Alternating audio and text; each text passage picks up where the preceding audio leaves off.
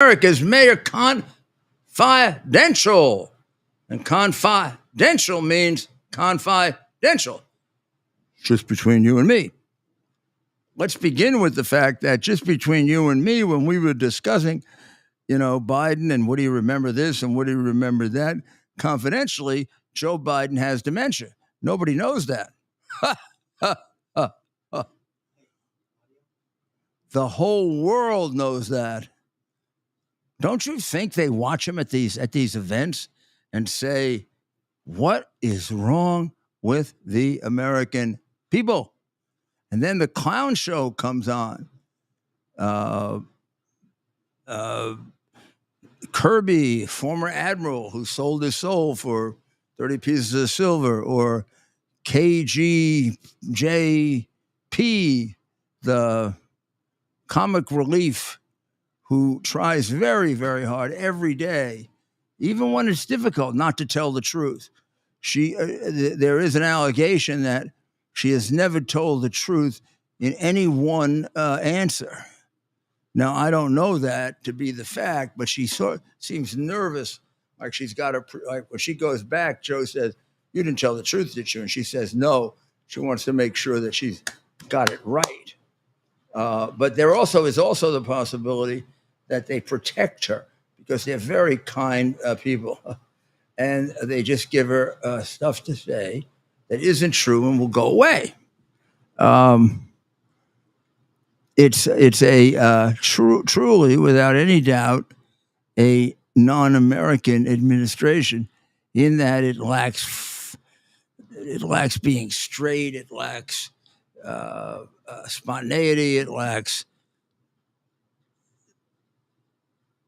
being able to be forthright with the American people. It lacks a lot of things that it doesn't have there, and it should have there.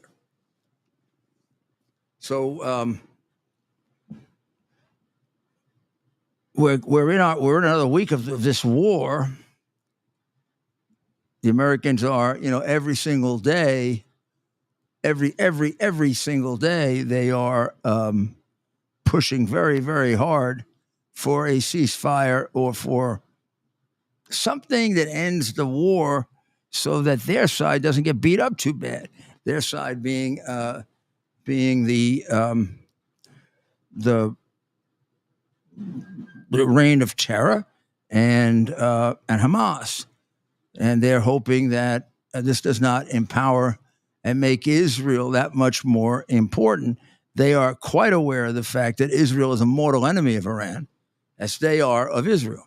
So their focus is not Kamala-like. It's not foolish and silly and childish. It's very, very serious, and it's worthy of a very, very fierce opponent that we have to be ready for. We have to make sure that our defenses can meet their offenses. We have to be sure that we don't provoke them into something we're not ready for, but then again, we don't pull back from something that we should take seriously to send them the right signal about our resolve. And they've got to be convinced of our resolve, which they're not now. That's what prevented peace during the Reagan administration, and that's what will prevent peace during this administration. So let's hope that all of that can happen over the course of this election, and the new president, God willing, Donald Trump, makes those kinds of wise decisions. So we're over time, and do we have any questions coming in from the audience, Ted? Yeah. So, I guess what do you see? What do you see happening over the course of the next month, and to end the year with Israel and Gaza? People are asking, what comes next? Do you see anything happen? Do you see a ceasefire during the holidays? What can we expect as we enter December? We are definitely already hearing the cries for a holiday ceasefire, even though the holiday is technically 30 days away, right? So they're beginning. I mean, they're going to use anything they can for a ceasefire because they need to regroup. They're getting their head kicked in. They're getting destroyed left and right. They've got to refortify some of those tunnels. They've got to maximize maybe a plan B in terms of hiding places because they didn't think, I don't think, that Israel would be able to do this long and effective a strike on them. Israel, I mean, they've been, both the United States and Israel have been given a long time now to hit them. And we're hitting them very, very hard. So they could, I mean, they'd like a peace, I'm sure. And they would declare they won. That's all. Yeah, we won. We got part of, we were able to get rid of a lot of those people in Gaza that we wanted to, that were inimical to our interests and our regime. And that's what we really wanted to do. We wanted to shake Israel up, and we wanted to show Israel to the world for what it is, a paper tiger, or if it weren't for the United States, they would have gotten nowhere, something like that. So I don't think they'd be adverse to some kind of quick ending if we gave them a way to do it. And we didn't embarrass ourselves with the kind of thing that who recommended that quote at the very beginning about the war in Gaza. Should these other candidates drop out of the 2024? Do you remember who recommended it? The question? Yeah, the question about the primacy of Ukraine, and that no matter what, they were going to prevail. And who was going to put the Ukraine? Yeah. Who was recommending? Oh, Joe? Yeah. Well, how do you see that? How do I see that? Yeah, how do you see that? I mean, he keeps talking about how Ukraine is going to prevail, and then he doesn't give them enough to prevail. So even I have to say, I do not have a explanation for it that I am comfortable with. I do not know exactly how, in the big scheme of making them all communist, how that, which is what Russia wants, how that helps. Well, they either have the right equipment or they don't. Well, they're never gonna tell us they have enough equipment, right? Mm-hmm. Zelensky, this is a massive money train for him and his buddies and pals, and probably people that he doesn't consider pals, but are still sucking off this money train, right? I mean, the guy shows up to the United States Capitol in a sweater, right? Not even a tie. The guy can't even wear a tie. He shows up and asks for these crazy amounts of money. I didn't even know you could ask for that amount of money. And we just kind of give it to him, and it's not just us. Now look at all these other countries, right? Yep. Some countries, they don't even question it. We question it more than even some other countries, right? In Europe and that. So this guy, he'll never have enough. Give us a little of the background of this so everybody understands it. On Zelensky? Yeah. Well, when you say this guy, it could be a lot of different people. Okay. So Zelensky, well, I mean, Mayor, I'm giving the background, but you lived it, and you're the one that I'm citing you. I know, but it's almost like a conversation between you and me. And so I'm almost asking. Gigantic, ever-growing audience. A huge audience, yeah. Doesn't know, one turned off. Don't turn off yet. Ted's going to explain. Yeah. So Zelensky rose to power through with Kolomoisky's support. Kolomoisky, yeah. All right, he was a well-known actor in the country, and then funny thing is, the show he was an actor on, he portrayed a candidate for office, right, that was going to clean up all the corruption, and that's what it became his popular TV show character. I'll tell you that. He's cleaning up the country, but he's not cleaning up. I mean, he's getting the country cleaned out, but he's not cleaning up the corruption. So he gets elected on he portrayed. He positioned himself as kind of the pro-Ukrainian candidate, right? Nationalist people's candidate. And these elections often come down to which one is for the people. The other candidate's always considered what? A Russian, as someone who's influenced by Russia. Well, it's the Russian party. Yes. Oh, so it's literally the Russian party. Well, not Russian. Pro-Russian. Pro-Russian party. So Zelensky wins, gets into power. At some point, I mean, look, this is something I think Putin's been eyeing for quite some time, but he conveniently waited for Biden to be in office, right? He didn't dare do this with Trump in the White House. Putin makes I guess you could call it a land grab for a number of territories that he has, him and his supporters have considered part of Russia.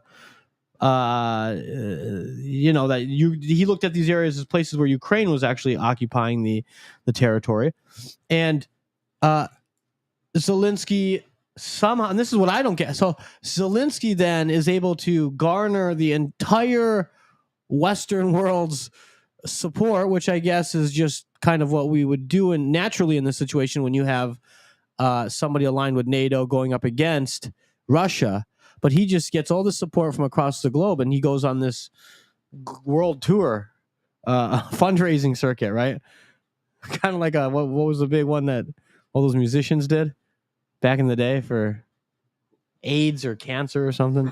Live We're Aid. going to show them the names of these people. Zelensky went on his own little tour without a guitar, right? These names are hard to follow. So, I didn't even go into the Shokin part. I'm going to show you these names. The one at the top is here. You see the little circle there? That's the circle of friendship. That's the circle of friendship where a lot of money exchanges hands. In this case, it generally goes this way. Because this is we'll put B down here for billionaire, okay? Yeah. B.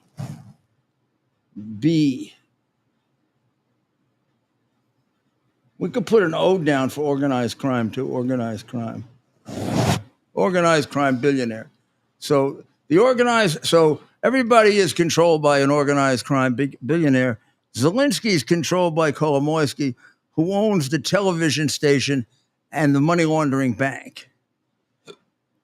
And he takes care of Zelensky, makes him a star, a TV star, and then makes him the president, and is allowed to return to Ukraine only when his boy, Zelensky, becomes president. Zelensky is aware of everything that the Biden family did. Beyond what I'm aware of, beyond what the hard drive reveals, and beyond the things we may not know that are on other computers and hard drives, because he has assiduously collected it, and his intelligence services have done so, as the Russians and Chinese and English have. So he's blackmailing the Biden. Well, everybody knows he's a crook. I was told in Ukraine that it's kind of funny that Americans don't know that he's a crook.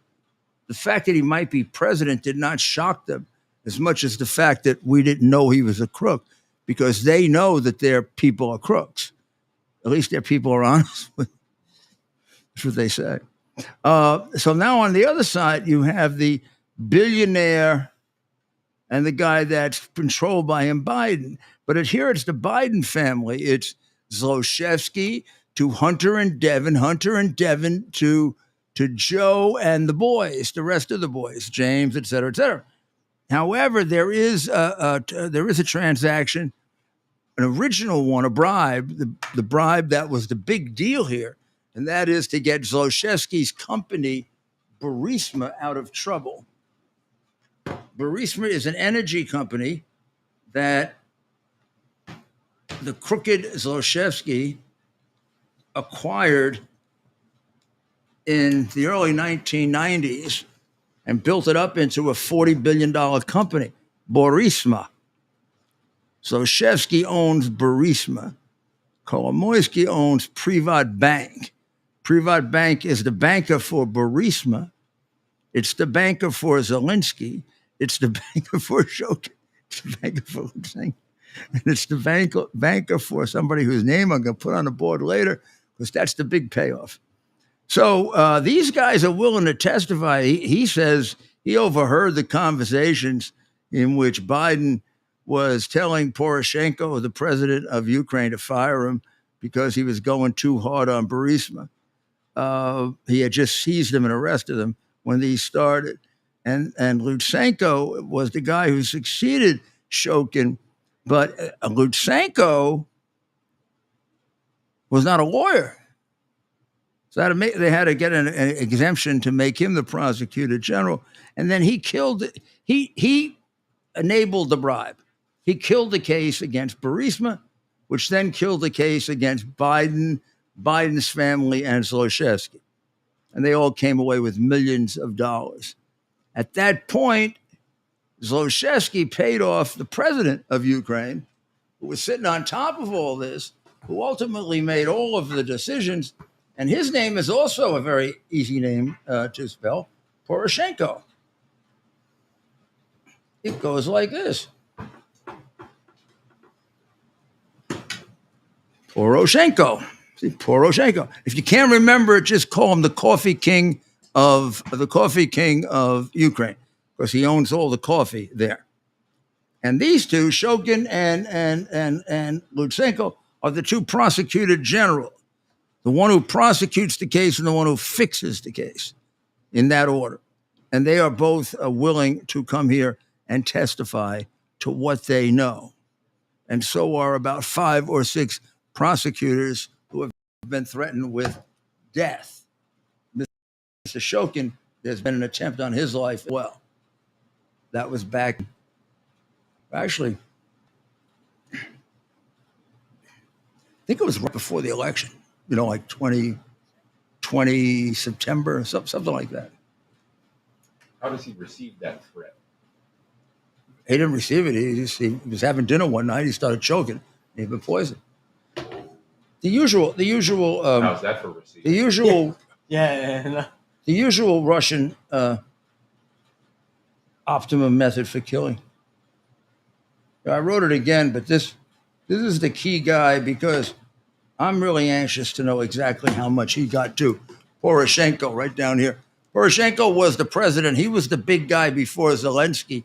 The rumors are he got between 50 and 100 million. And I really would like to know which it was, 50 or 100 million. I mean, how much were the bribes up to that level? Or is there a little exaggeration there? I don't know the answer to that. I do know he got a lot of money. I do know he held things up a lot because of that. Things would be on again, off again, on again, off again. And I want you to know that Biden spent 3 of the last 4 days that he was vice president of the United States in Ukraine. He didn't clean up his office. He didn't spend it with his wife and kids. He didn't go to the inaugural balls. Well, I guess he wouldn't do that, but he got back in time for the inauguration. But he had been in Ukraine for the last 4 days. Has to be that Ukraine was a lot more important to him than anything in America. He spent his last 4 days there as vice president, don't you think? I do. I think that gives you a pretty good idea of how tied Biden was to Ukraine and how much of him they owned. They owned a great deal of him, not to be or to be exceeded by China, because China had the real grip on him. I witnessed the ceremony he had for Mr. Z in San Francisco in welcoming home his hero. That was like one of the great world receptions, like Hitler's reception in Paris when he came in and conquered them, or Caesar's return to Rome. It is absurd to have people cheering a mass murderer, smiling and laughing with their kids in their arms, waving the flag of a red Chinese government, of a communist government that has killed under that flag 80 million people. The people of San Francisco were cheering the head of a regime that's killed 80 million people. He's probably done about 20 on his own. He must really think we are suckers, huh? Imagine a guy that did all that killing gets a standing ovation from the heads of American companies. He's got to say, money gets everything, huh? Doesn't matter if I kill some. Maybe I even kill one of their mothers. They don't even know it. Those Americans, I tell you what, they may talk a good game, but you sure can buy them. Put enough money on the table and we get them.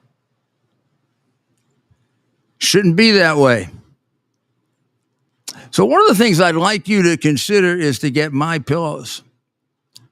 You got to help. You got to help the people who help us. You know what they did to him? It's had a big impact on his services. It's had a big impact on everything that he does, even for us, although he still does a great deal for us. We want him to do more. To do that, he's got to be successful. So go ahead and buy mypillow.com, promo code Rudy. So what can you get for that? You can get pillowcases, sheets, blankets, robes, great slippers. Oh, the slippers are fantastic, particularly now this time of year when your feet are a little cold when you get out of bed. So go ahead, go get them, and we'll get a percentage on every sale. So thank you very, very much. And I want to make sure that we've covered everything. Anything else, Ted? What we got there? Questions? Yeah. So we're getting a lot of questions tonight. A very busy chat.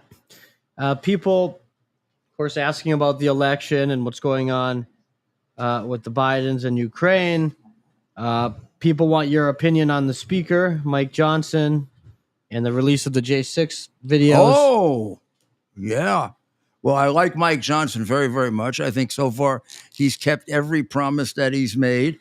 I think I give him a pass on the continuing resolution because I think it had to be done. We wouldn't have a government functioning if it didn't.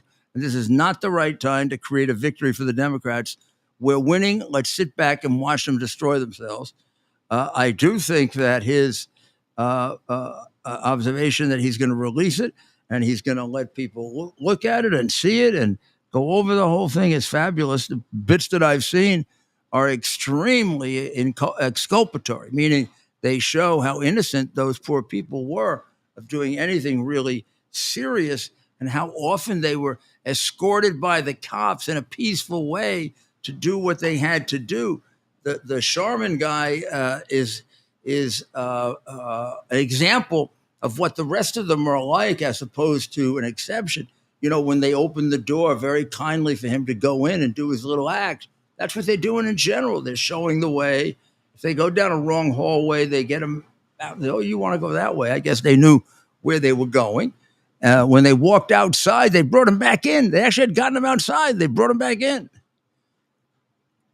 It's going to look very, very bad for the crooked Democrats, isn't it? But you knew it was a phony from day one. Of course they were going to do a phony. That's what Russian collusion was. That's what the hard drive was. That's what the conversation with Poroshenko was all about.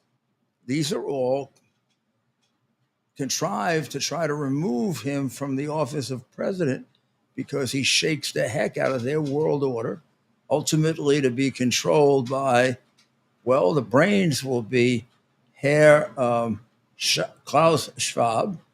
Then there will be Prince Barry Obama, and then there'll be who else? So those will be the two main ones, I guess. Then every other pseudo-intellectual imaginable will be vying for various barons, counts, because those will all be restored. Because in a communist hierarchy, the regular people, you and me, who will then be renamed not the proletariat, but the deplorables. Us deplorables are entitled to nothing but what they give us, and they're entitled to everything. So, for example, Hillary Clinton before had 2 apples, and she offered me one, and she wouldn't let me have one. She just took it away. Did you know that? Oh, that was a dream. Oh. I don't know why I get these nightmares. Terrible, terrible. I have to tell myself a story at night before I go to bed. Like a good story. How about one from the Bible? I always find that very, very useful. When you want to go to bed, just open the Bible, pick any place. I tend to end up at the Psalms because so it isn't so much a story as it is beautiful poetry and beautiful symbolism. But that's a great place to help you help yourself. So I'm going to suggest that you do that. And tomorrow night, we're going to have somewhat of a Thanksgiving show. We're going to get ready a little bit for Thanksgiving, and then Wednesday we're going to have our Thanksgiving show, and then Thursday, we're going to have a Thanksgiving special at somebody's Thanksgiving dinner. Ha, ha, ha. We're going to broadcast from a Thanksgiving dinner. Ha, ha, ha, ha. And I'm going to have my payment for doing that is not monetary because I'm not a mercenary like Democrats, but I am Italian, which means I like to eat. So my payment is a drumstick, a large, juicy drumstick. Like it better than all other forms of turkey. Drumstick. No drumstick, no show. Simple, or no show in their house. We'll go outside, Ted and I, and do it on our own, right, Ted? That's right, Mayor. All right. You know we never let you down. Not our guests, our esteemed guests. Oh, I tell you, you guys have been so great to us. We're over a year old. There are so many of you that watch. It's really terrific. And it seems like just by the audience numbers, everybody likes 8 better than 7, Ted. Yeah, big time. Our ratings are back up. So I guess you sent us a signal, boys and girls. If you want to send another one, write to me, okay? Yeah. We're open on time. You know, we want to do it at the time that's max for you. And I do understand a lot of people, the time doesn't matter because you watch it at 11 or 12 or next morning or whatever. So to all of you, I don't think the time matters as long as it comes out the night before. But if it does matter, let us know. We're willing to take it into consideration. Maybe even if we get a couple of shows at that time and we're and accommodated you. Okay? Well, I want you all to have a wonderful evening. We'll be back tomorrow at 8. Happy early Thanksgiving. God bless the people of Israel. God bless the people of the United States. And God bless the United States of America.